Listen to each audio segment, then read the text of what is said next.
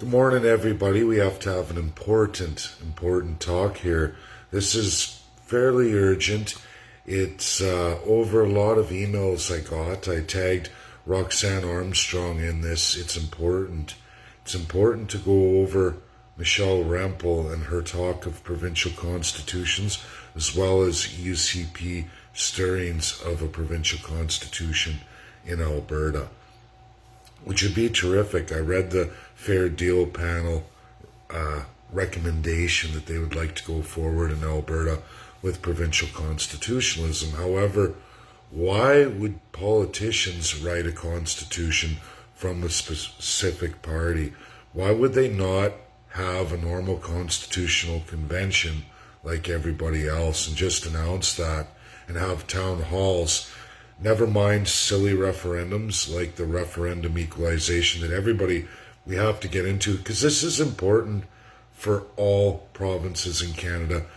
A prime example of a foolish provincial government that is actually federalist. When Canadians deal with rule of law, when they deal with politics and policy, often, because just by the design of Canada, regionalism is completely wiped out. So the task of a provincial constitution by someone who's a federalist makes no sense at all. Just like the referendum UCP is putting forward, I believe it's on section 34, might be 35, might have to go back and look at that. But the reality is, the United States of America, the Boston Tea Party, or when they dumped the tea into the bay, and then it went into a British-American war of independence. Why that happened was because of taxation without representation. And I'm going to clearly tell you all right now, there's nobody else that's going to come forward from any political party to tell you all the absolute truth. In our limited federal constitution act, the only one we have, recognized worldwide, we are given UN state status. We are a country. Whether people like that or not, we are a country. We are a UN state, which is a good thing. The problem is the taxation without representation and the pure power of both federal and provincial political parties who get elected to office. This is found exclusively inside Section 91 federally, saying and stating clearly, the federal government elected may tax you by any mode, means necessary that they choose. Okay? That is Boston Tea Party dump Rule 101 that's been broken. It's why America revolted. Because the UK at the time, Great Britain, was taxing by any mode, means necessary that they chose, meaning you don't have a say. That's Section 91 of our Constitution, 1867 and 1982, and has never been changed, ever, throughout all the history of Canada. That is law, constitutional law. Worse than this, Canadians and Albertans, worse than this is absolutely Section 92, where the exact same clause exists for the provinces and territories.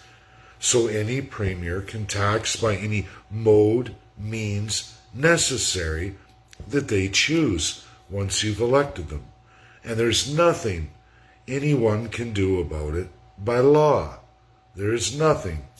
So now Jason Kenney says, oh, don't worry, stupid, ignorant Albertans. Ha, ha, ha. I'm a federalist.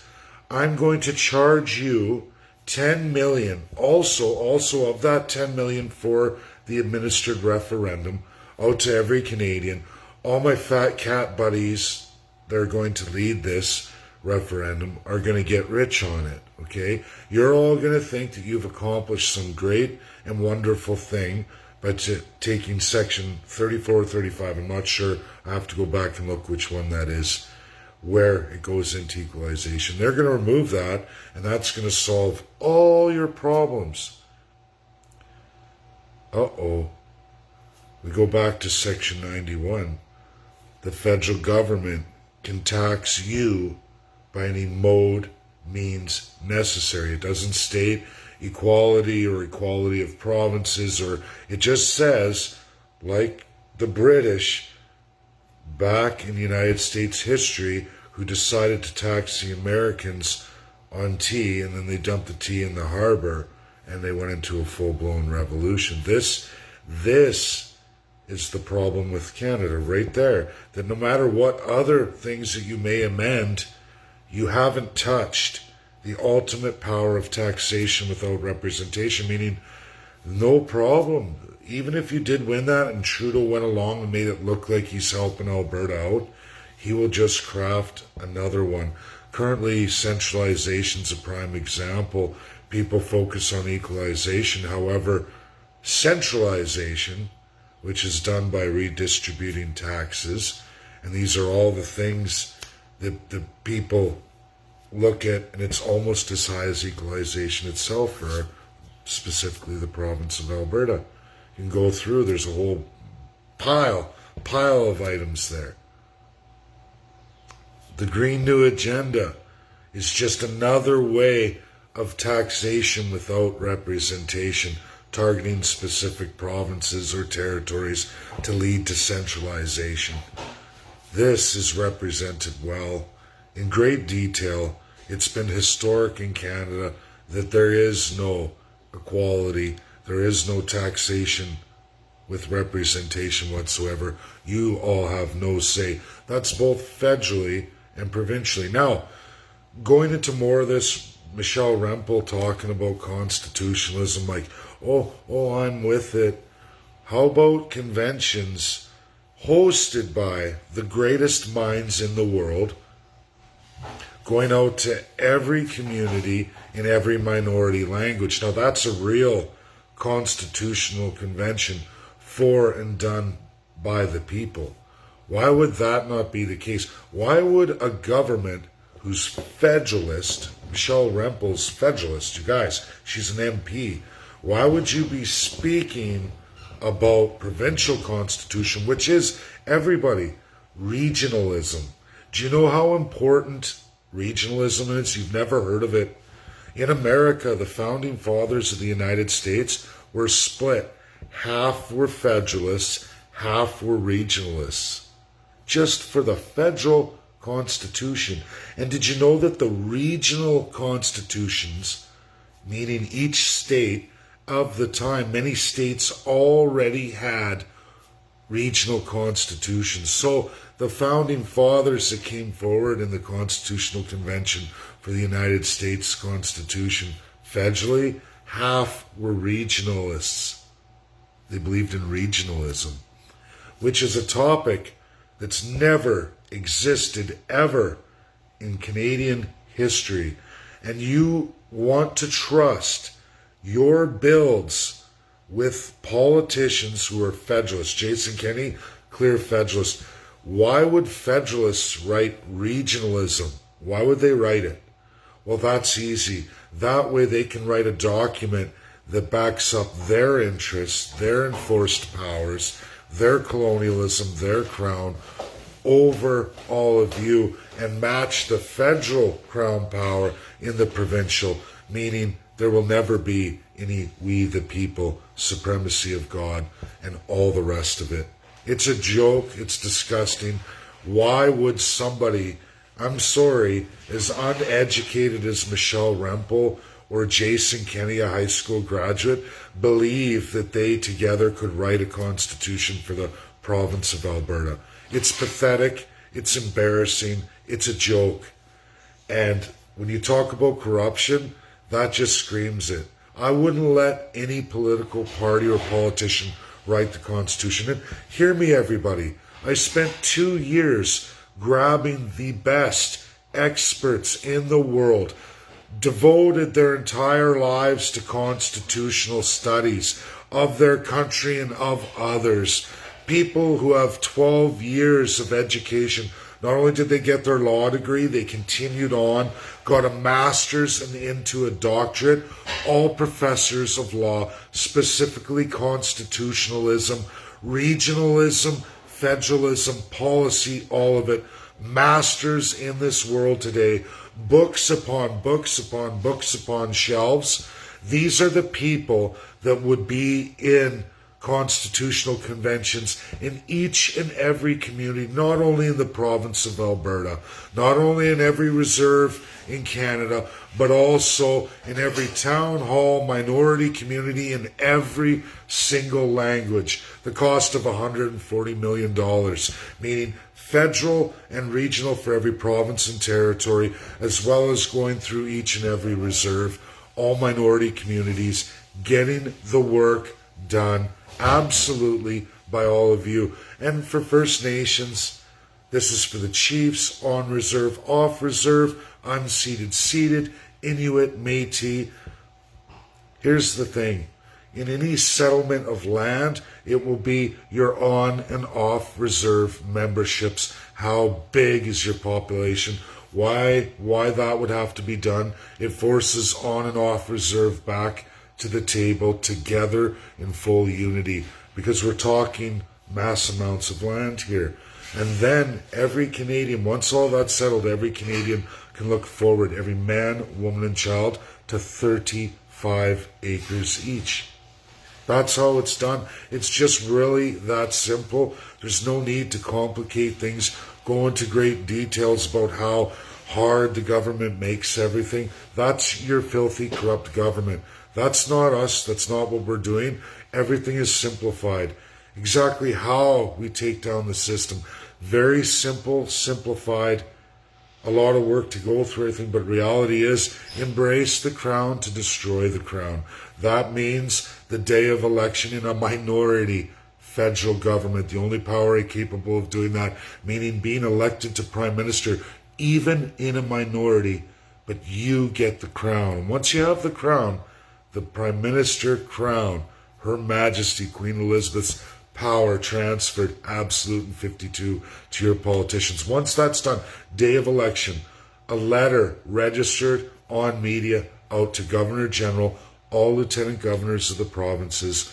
Your services are no longer required. These are the outlined reasons. On Ascension Day, 30 days from now, when Prime Minister-elect comes forward, you will be terminated and replaced on that day with the party appointed, just like every prime minister has the power to do. Those loyal insiders will swear an oath to all of you, will not ascend any act or bill of any province, territory, or absolutely the House Parliament until all of you get constitutionalism, and that is federal dismemberment and redesign by all of Canada, all Canadians, in every minority language, in every reserve language, all of them, all First Peoples, all Canadians, as well as regionally for all the groups, everybody in every language, by the best experts in the world. Government's not going to shut down. Everything's going to run exactly the same thing. The only thing we are arm-barring is the Parliament and every legislature in Canada until all of you get to build your constitution, which will outline rules of governance, how to govern, and absolute accountability. So this can never, ever, ever go forward the way it is, and itemized through every section, every article, and all of you will design that constitution with absolutely the best of the best in the entire world. They will be your guide. They will tell you what works, what doesn't. They will go through your ideas in great detail. Months and months, and you know what? After constitutional conventions of that magnitude, literally within months, Canada will be redesigned by you, the people. Again, with the best minds in the world. And there is not any legal team, any supreme or superior court of any province, and absolutely the highest court of Canada, because they will all be bound to the crown, which is bound to minority PM, which is Governor General and all lieutenant governors. That's reality. No one can even push forward any kind of legal action, it will be turned down. The politicians will be rendered powerless. They won't be able to do anything in any parliament or any legislature in all of Canada because they won't get ascension. They will have to go back to you, the people, and actually be MPs, MLAs, earn their money, and get you your constitutionalism. They're going to have to go and organize all these town halls and go to work, regardless of whatever party they are. It won't matter. This will be your job. And then the people of Canada will see when they don't do their job and they're not willing to give you that power, well, of course, we'll step in and we'll do it anyway. But the reality is they'll either play ball and they actually do care about you and they do want to fix Canada and the provinces, or they don't.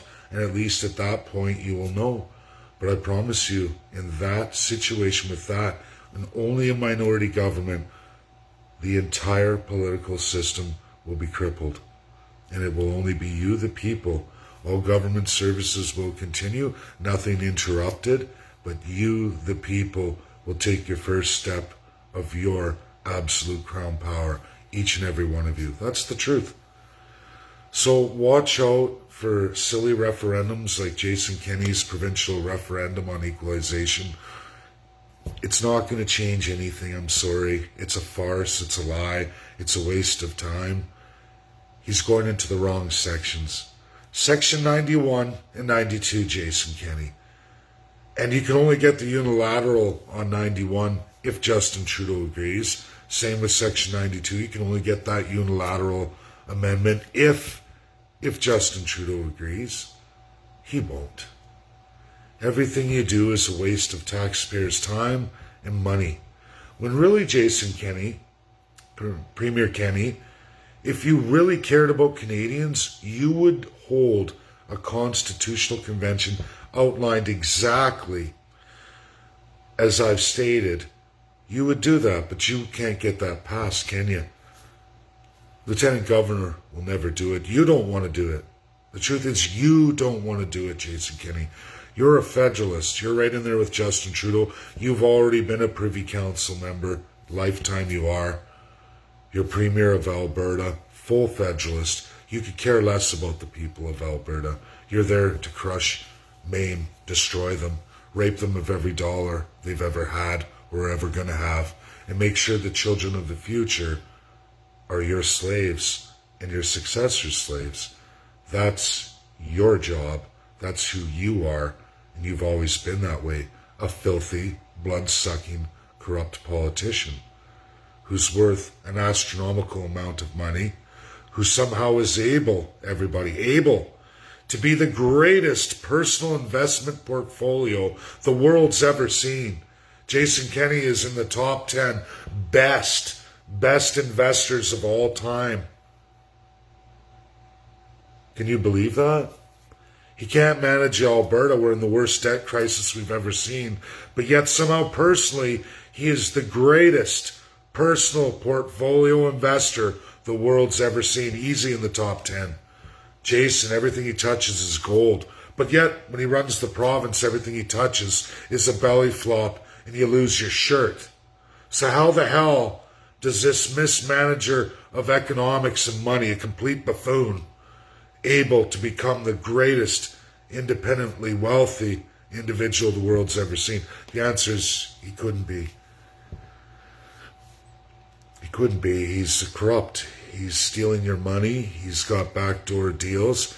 People are lining his pockets, giving him all the insider information to make sure Jason's well taken care of while he rapes and destroys each and every Albertan. Now, everybody, Canadians, I go through Alberta because I know my province very well. I could easily repeat this if I put a few months in on Ford. I could do this with Higgs, New Brunswick. I could go through all of them. NDP, Horgan, BC. I could go through all of them, and I will find, repeat, again and again, the same filthy corruption. Because again, Section 91 federally, taxation by any mode, means necessary. This referendum has nothing to do with that. That's federal. And then again, provincial, Section 92, the exact same clause for the provincial leaders.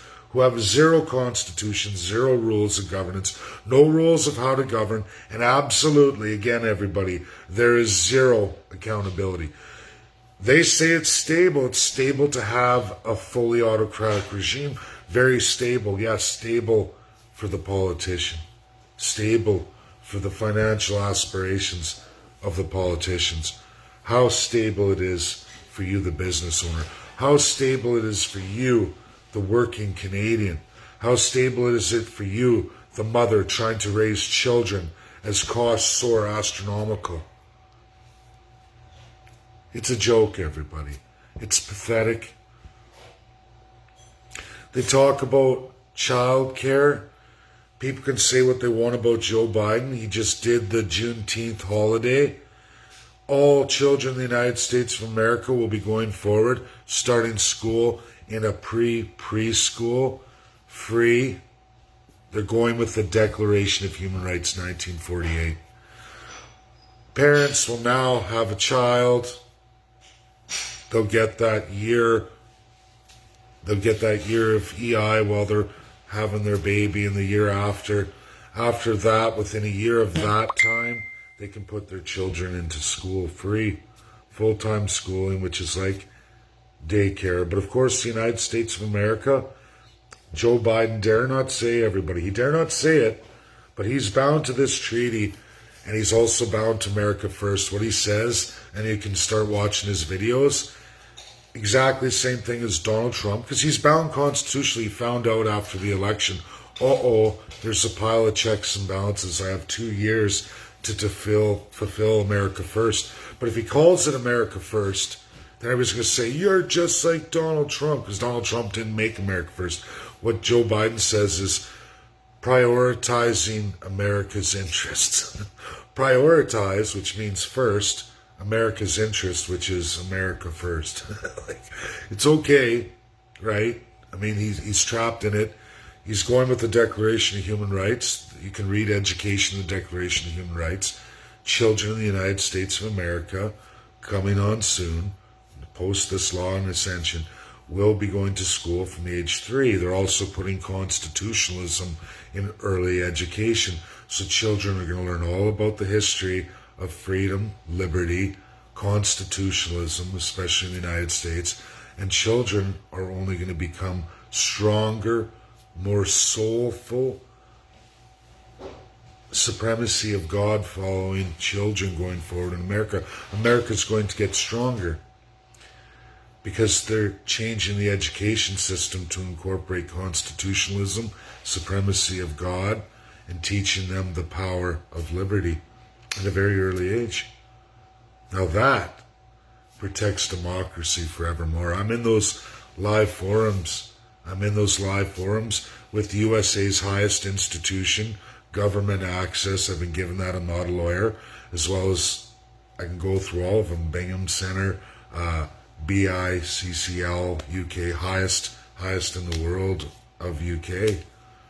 All law. And they're all going through all of this. And Russia, USA talk. Will they get to the Declaration of Human Rights 1948? This is the challenge over the next 2 months for Joe Biden and Vladimir Putin. They can end NWO. They can entirely fix the world. Just 2 countries. Russia's the last one to sign. That's it. Read it, everybody. Read the Declaration of Human Rights. There are tremendous articles there for all of you. And make sure you don't let your filthy Michelle Rempel and Jason Kenney write your provincial constitution should they go that way. It's wrong, wrong, wrong. America hosts exactly how to do a proper constitutional convention, and you absolutely need the greatest minds in the world, which can be provided. For the province of Alberta, it's $10 million. That's it. And the best experts will come in the world. But if the government's going to administer and run it, and they're going to decide what goes forward because they have the crown, I don't see any kind of real constitution coming at all. And if it's not done, an absolute town forum process by every Canadian in the specific province, which is Alberta, and every single First Nation in the province of Alberta. And if there's no talk of settling the claims for the First Nations in Alberta, Inuit, through all the treaties, then you know what? You have another piece of paper that you can wipe your bum with and throw in the garbage. Michelle Rempel and Jason Kenney are not qualified in any means, have not taken this undertaking. They've spent millions and millions and millions of dollars, especially Jason Kenney and his government, millions of your borrowed dollars against all of you taxpayers. Unbelievable borrowing to come up with a bunch of Yahoo local losers. Whereas myself, I have the greatest minds, greatest institutions in the world for nothing. That was built in 2 years for all of you for nothing. Just the love I have for my province and my country, if we can fix it. I have the way to fix it. It didn't cost anybody anything, not yet. There is a cost, again, for 13 provinces and territories and one country of $140 million tax dollars. That's the truth, all Canadians in. Which is basically, we're looking at $3.50 for every Canadian. That's the truth.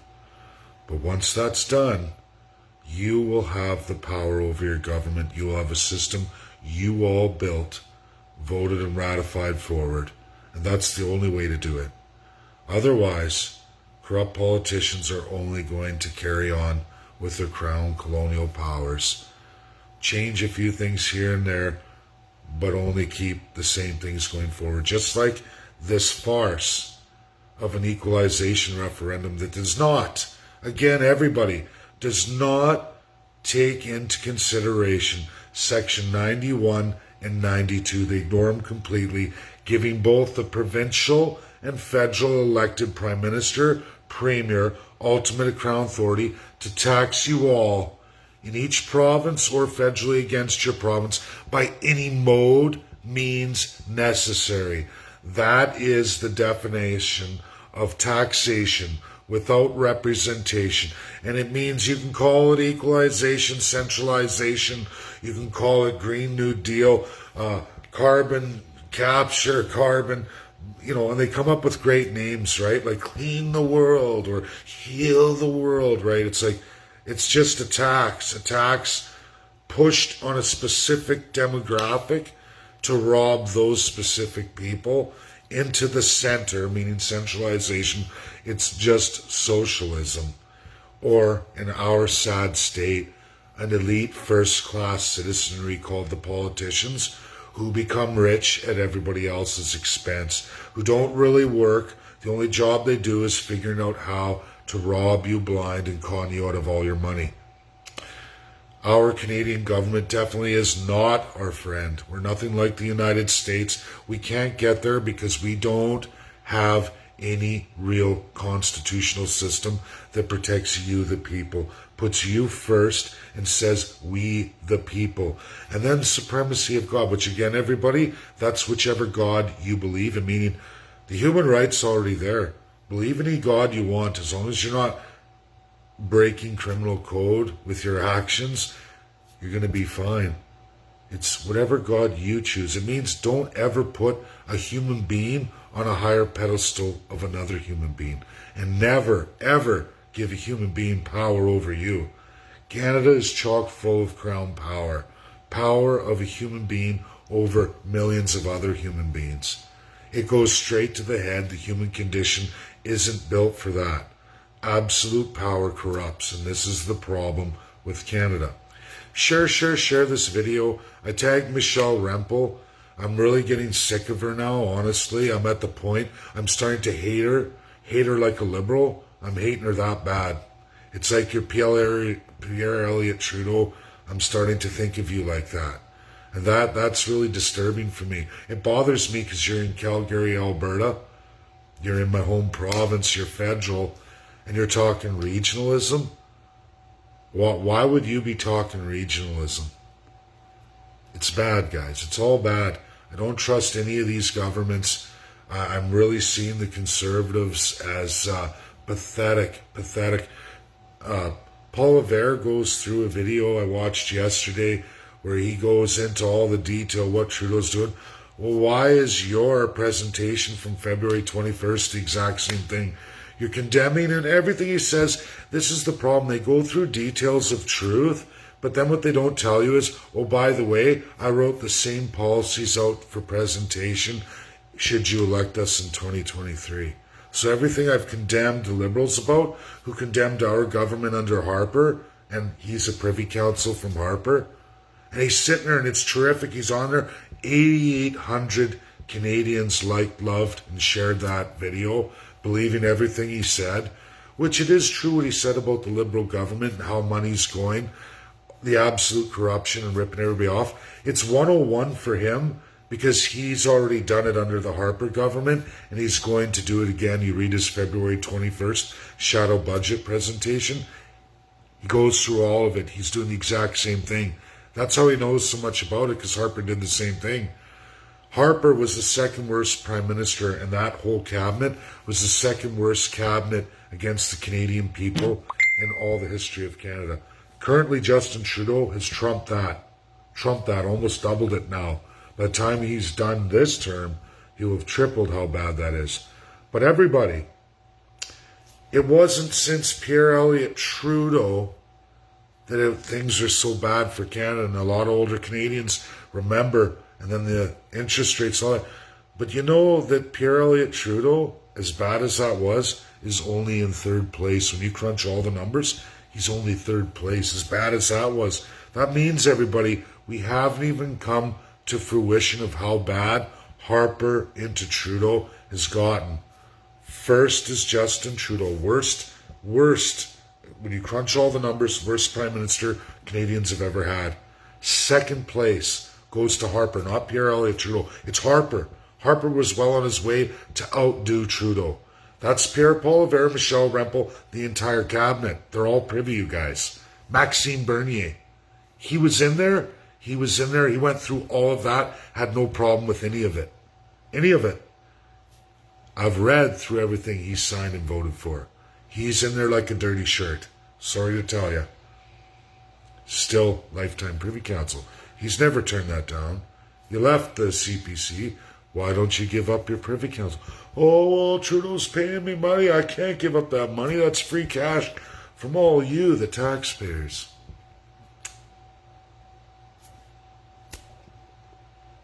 Don't know what else to tell you, folks. This is reality. This is your government. And they will continue. Because they can tax and rob, rape you by any mode, means necessary. Section 91, Section 92. The United States of America had the American Revolution over the exact same thing. And you know what they got for their trouble? Constitutional conventions, we the people, supremacy of God, outlined the best by the people, for the people that's ever been done. How did they do it? Combination of federalism and regionalism, meaning there were lawyers that were federalists, there were lawyers that were regionalists, there were non-lawyers that were federalists, non-lawyers that were regionalists. Plain speak, simple constitution. The United States themselves, the 50 states, have hundreds and 100 pages of document on their individual constitutions. No two are identical, no two at all, no siree. They are individual, each and every 50 state. There is some overlap, sure. They have a lot of similar pieces, preambles are all very similar, some not so similar, but they all maintain the must-haves. Canada has none of those things. Start going into articles, water, we don't even talk about water. Out east here, people live on the water, they dump the crap in the water. That doesn't happen in the West. Western Canada isn't like that. I was just going through that yesterday with some Easterners. I said, look, people don't live on rivers out in the West. You can't be within a mile. They have a Crown land boundary there. There are hoops to jump through. Municipalities jump through it. Certain things you can do on rivers, certain industries, but you have to go through a whole bunch. But people aren't living on them, not within a certain distance. you're definitely not dumping your crap in them. Now, people used to do that years ago. They get caught, but you get caught now. But out east here, that's not the truth. That's not even the reality. Canada has so many differences, and why? Because you have absolute autocratic premiers. There's no constitutions whatsoever, no regional rules, nothing to unify, to give the individual soul of a province or territory, and then to unify a country. There's none of it. None of it. We don't have any of that. United States of America, there are states much weaker than most of the provinces, way less the resources, but yet financially they're operating way better. They trade worldwide. They transport through each other no problem. They work together. They're in a union. Independence, sovereignty, union. Independence, sovereignty, union. Liberty. That's what they did. Now, I'm not saying we have to copy the American system, everybody. We don't. We're going to take a macrochet of the entire world of constitutional, 205 constitutions. Then there's a pile of regional constitutions. Way more in this world than all the UN states put together. Way more. And you should all see that. You should have that done comparatively. Canadians should know all that stuff. Each province and territory, region of Canadian citizens should know all that stuff. You should have a comprehensive, comparative look at what's worked, what hasn't, who's been successful with what. When you bring forward an idea, you should be able to have a world expert, a doctorate in constitutionalism, to be able to run through your idea in real world history and show you those key points in history, why it was super awesome, why it worked, for which countries it worked for, or why it didn't work, what are the pitfalls that maybe Canadians don't know about. Why would they know? They've never read that history. They never looked into it. They need those experts live in person right in front of them in town halls. That's why it's going to cost $140 million to do all 13 regions of Canada, meaning 10 provinces, 3 territories, and absolutely Canada. That's the truth. All First Nations, all Canadians. Thanks. That's my video today. Share, share, share. Go give your politicians shit. Call them out. Say, you know what? I know what you're trying to do, scumbag. I know. I've listened to Dave Bjorkman. He says he has the greatest constitutional experts in the entire world. The most abundance, greatest legally registered, out there in publication, recognized by most countries of the world. I have all of them. That's the truth. That's the work I did that I never charged a Canadian not $1 for. Not $1. Because it's not about becoming filthily rich or scheming my own country. It's about empowering the people of Canada, finding those who can give to you what you really need, so that it's we the people, supremacy of God, and going forward with so much more that has never been done before. Rules of governance, how to govern, and accountability. Putting the politicians under we the people, how it should be. Turning the pyramid upside down. Here's all of you up top. Here's your serving politicians down here. That's what has to happen. Not the pyramid the other way, where up here is your filthy, corrupt autocrats, and all of you, the peasants down at the bottom, getting pissed and shit on whenever they decide to do that. Raping, robbing, destroying your future, your children's future, your grandchildren's future. People ask me, why'd you take a vaccine? Why do you do it? I just went through it yesterday, got into a little bit of a heated discussion with a couple close friends, and I said, I would take 20 vaccines to make sure my children's future is secured. I would take 20 of them. And I may have to. I'm going to probably have to take Sputnik.